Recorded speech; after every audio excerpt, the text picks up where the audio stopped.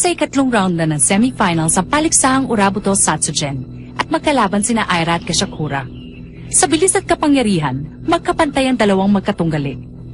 Subalit nang pinabuksan ni Ginoong Augustus Mori ang laser na nakapaligid sa ring, nalagay sa panganib si Aira.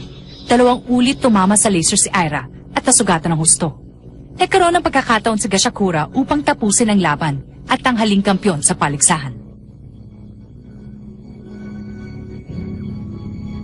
Ang pakiusap sa kapangyarihan ng Fujin.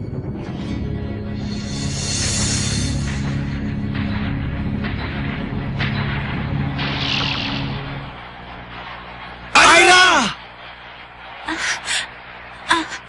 Ate Aira!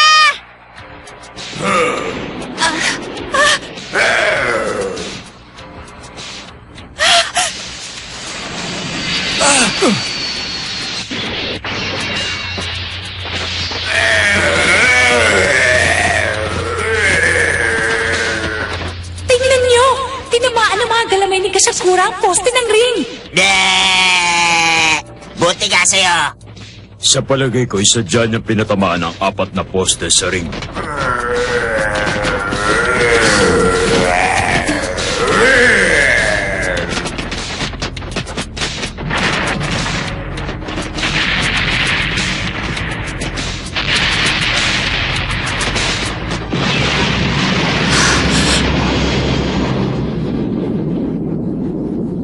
Ang buong laser net. Nasira. Gashakura, bakit? Hindi yun para sa'yo.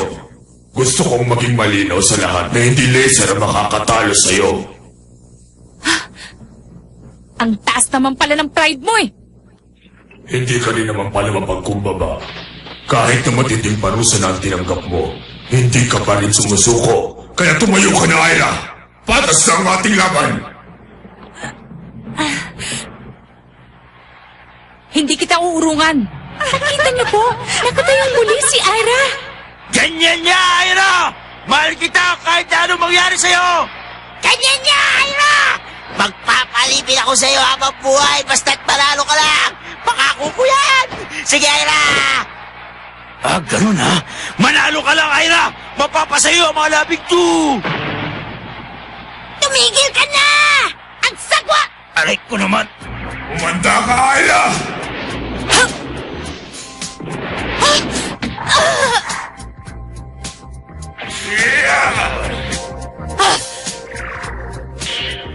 Etong sa'yo!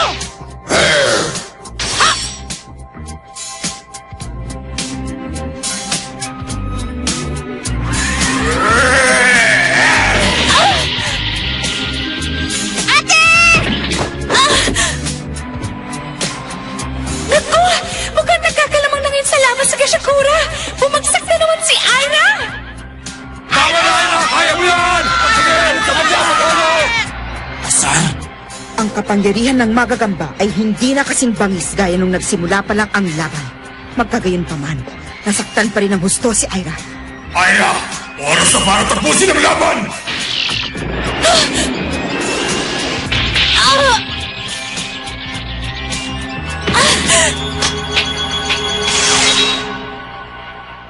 Ang kasunod-sume! Nalaglag! Bagsak! Sa palagay ko, hindi na muli makakabangon si Aira. Sa wakas, tapos na. Aira! Aira! Ginawa niyang lahat ng kanyang makakaya. Maging si Gashakura ay hindi na rin makalalaban pa.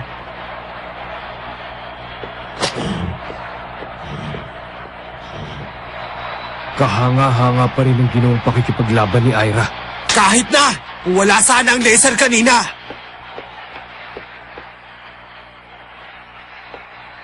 Sa kalagayan din ni Aira, hindi na po siya Ha?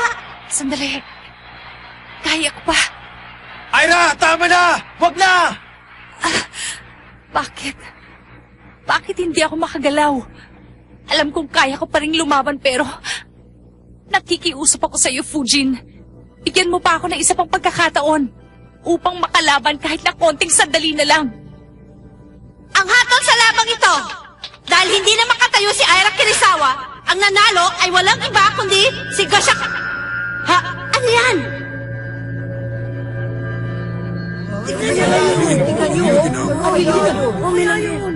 Ha? Ang Fujin, tingnan nyo! Ang mga bato ng Fujin kumikinang. Hindi ko akalaing. Imposible! May kakayahan pala mag-isip ang Kasino Kodama. Maraming salamat, Fujin, at pinakinggan mo ang pakiusap ko. Eh, di kung ganon, pipilitin ko makabangon para makalaban.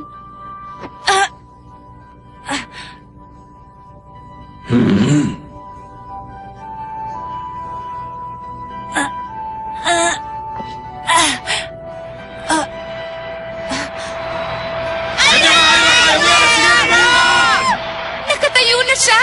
Nakatayo na po si Ira Kirisawang muli! Saludo ako sa iyong katatagan. Magaling ka talaga. At ikaw rin naman. Huwag, Aira! Huwag mong tanggalin ang mga kristal! Ibigay mo sa akin ang kapangyarihan!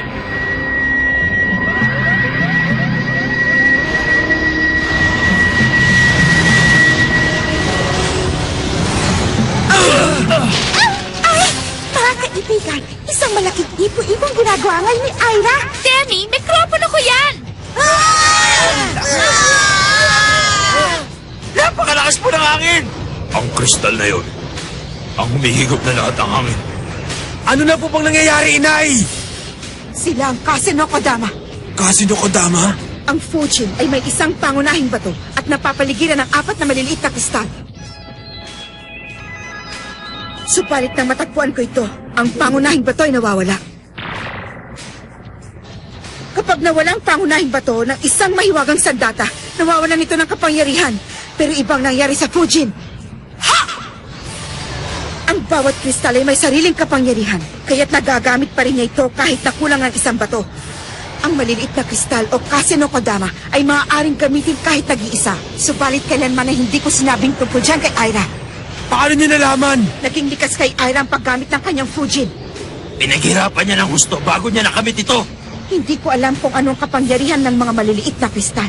Hindi ko rin alam kung babalik pa ito kapag nagamit ng minsan. Sa kalagayan niya ngayon, nilalagay niya ang kanyang sarili sa panganib. Maaaring may natitira pang lakas. Subalit hindi pa rin sapat upang talunin ako. Ako munang tatapos sa iyo bago ka magkaroon ng pagkakataong matake. Sumisugod na po si Gashakura. Mukhang malapit na pong magkatapusan ang labang ito. Tapos ka na, Aira!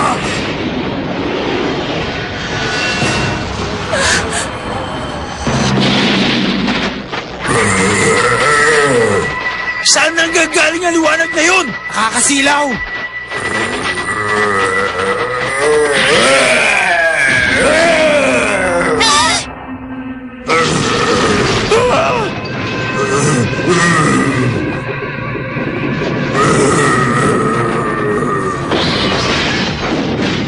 Ha? Tingnan nyo! Ang mga galaman ni Gasakura!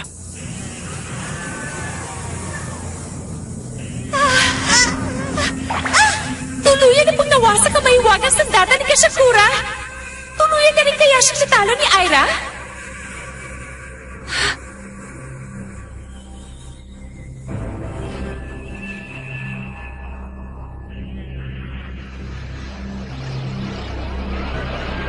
Makikita na natin ang tunay na anyo ng kristal.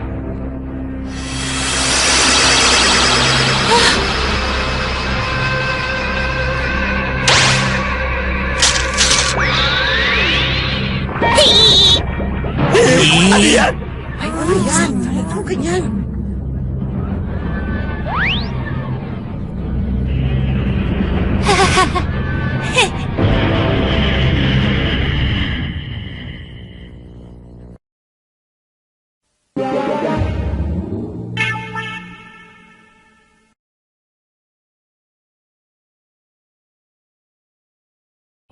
Anong uri ng nilalang ka ba? Duda ako sa isang yan. Baka aso o kaya'y lobo. Di balik, cute naman! Heh!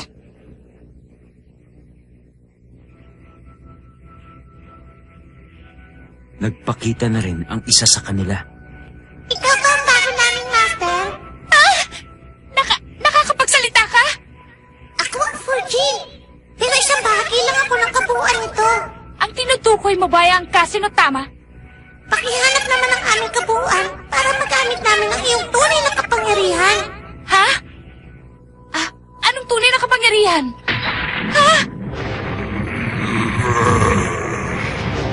Nagkatayo na pong muli si Kasakura? Hindi pa ngayon. May natitira pa akong lakas para labanan ka.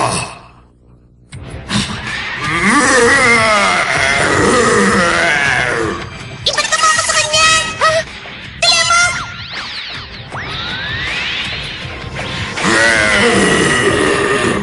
Hindi ko alam kung anong mangyayari pero... Etong sa'yo! Ito ba ang tatalo sa akin?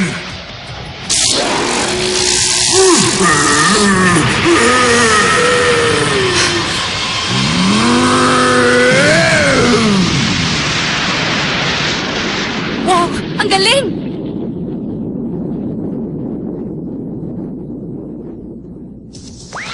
Nabilang ka ba? Yan ang isa naming kapangyarihan, ang kasadama o Wilbo. Kasadama? Hanggang sa muli, Master. Madaliin mo ang paghahanap sa aming kabuuan, ha? Aasahan namin yan. Teka, sandali lang, Fujin! May mga tanong pa ako!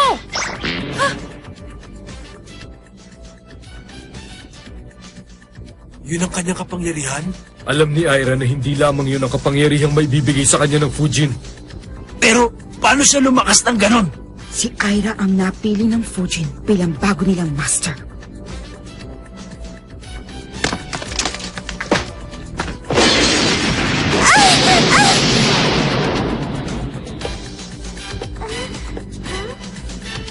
Hindi na po makakalaban si Gashakura, kaya nanalo si Aira Kirisawa! Ang galing mo!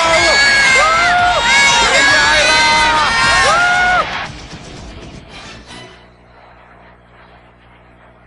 Hindi ko akalaing matatalo si Gasakura. Malalakas talaga kaming mga babae. Ibig sabihin, tunay ang kapangyarihan ng Hokage.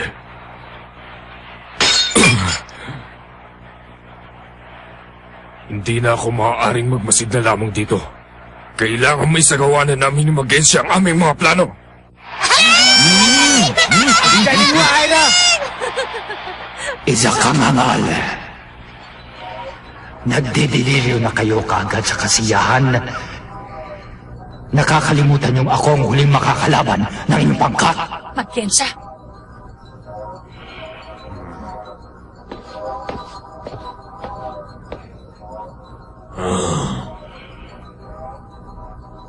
Ako ba'y natalo na? Kuya, Wala ka ring silbi.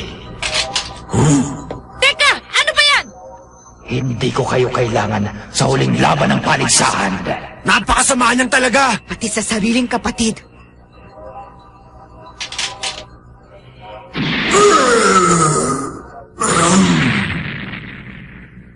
Matitikman mo ang tunay na kaparusahan pagkatapos ng aking laban. Ihanda mo ang iyong sarili. Yumi, akin na yung kamay mo! Basta! Ikaw lang kaya! Bye-bye. Mia! Si Mia na po ang bagong tagahagas sa labang ito. Sana magawa ng trabaho ng maayos. Si Mia kasi!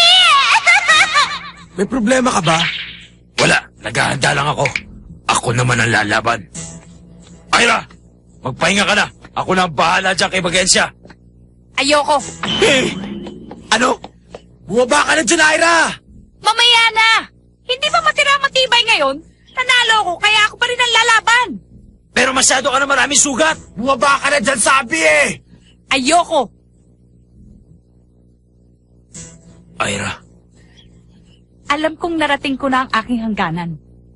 At hindi ko inaasahang matatalo ko pa si Magensya.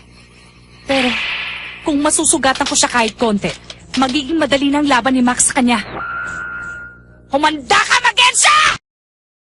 alam mo na marahil na hindi mo ako matatalo sa laban, binibining Aira. Okay lang yun, Aira. Ako naman na mag-aalaga sa'yo sa ospital eh. Asya! Ha? Kung ganon, si Aira ng Hokage team, laban kay Magensya! Simulan na!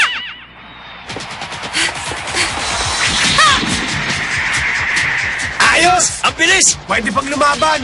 Para sa aming tagumpay!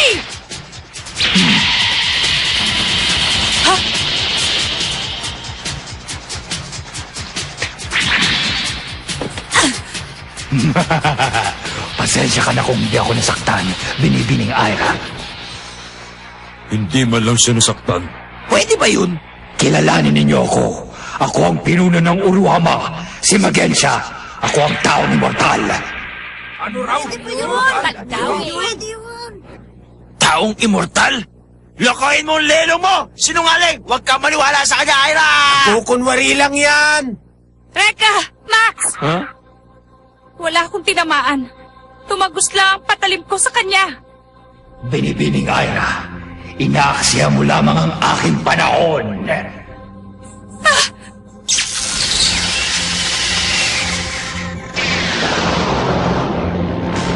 Yan ang... Diyan din niya dinala si Sukishiro at Kashamaru.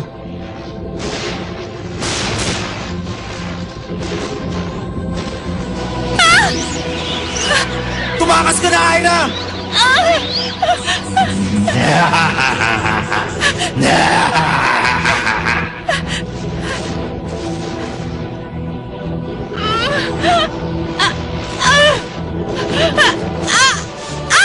Aira!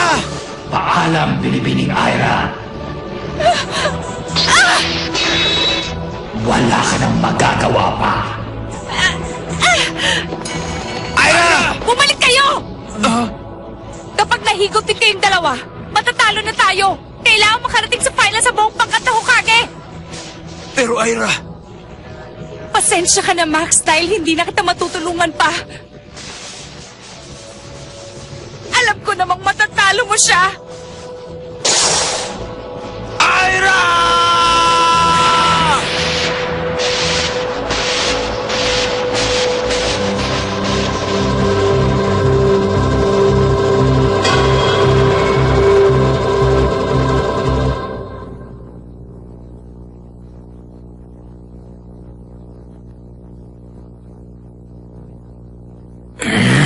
Hinahanap niya ang aking kahinaan.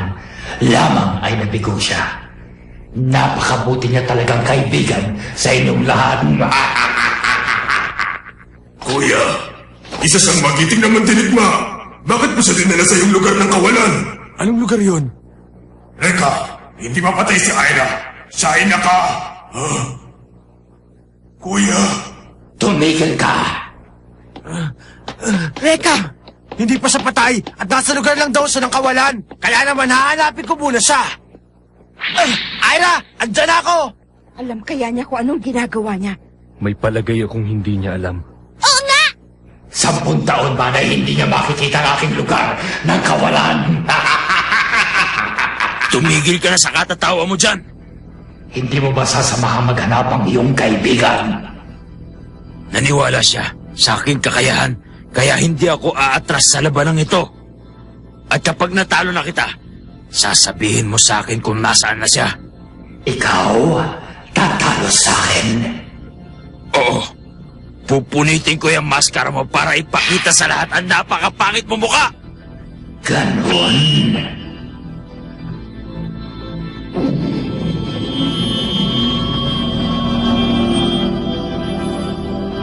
Ano yan? Yan ang orang pandigma. talagang seryoso ang aking kapatid. Ipaghihiganti ko ang pagkawala ni Ira! Sa harap ng kanilang pinakamabigat na kaaway, lalaban si Max upang makalampas sa bahaging ito ng paligsahan. Subalit ang mga oras ding yon, may iba pa silang makakaharap na panganib sa labas ng ring.